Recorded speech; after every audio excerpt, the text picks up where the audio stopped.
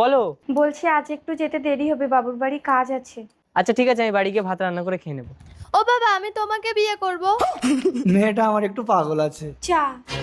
এটা কি? স্যার এতদিন আমি আপনাকে বলিনি আমি বিবাহিত, ওটা আমার স্ত্রী।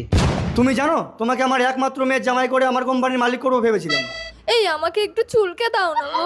না না, আমার স্বামী আমাকে ছাড়া কাউকে চুলকে দেবে না। এই ভেতরে এসো, আমাকে চুলকে দেবে। জানিস না ঐশী তো কোথায় চুল করছে, আমাকে বল আমি চুলকে দিচ্ছি। ভেতরে বাবু আমাকে ক্ষমা করবেন। না না সৈনি, তুমি দারুণ অভিনয় করেছো, না হলে ওই পাগল মেয়েটাকে বিয়ে করলে আমি পাগল হয়ে যেতাম। স্যার, গাড়িতে আপনার ফোনটা ছিল।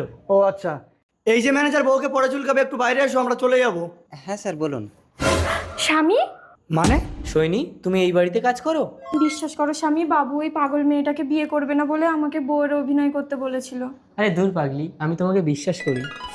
দলিদং হিরণ মামা ঠাটপাট করো। পাগল হয়ে যাব আমি, পাগল হয়ে যাব।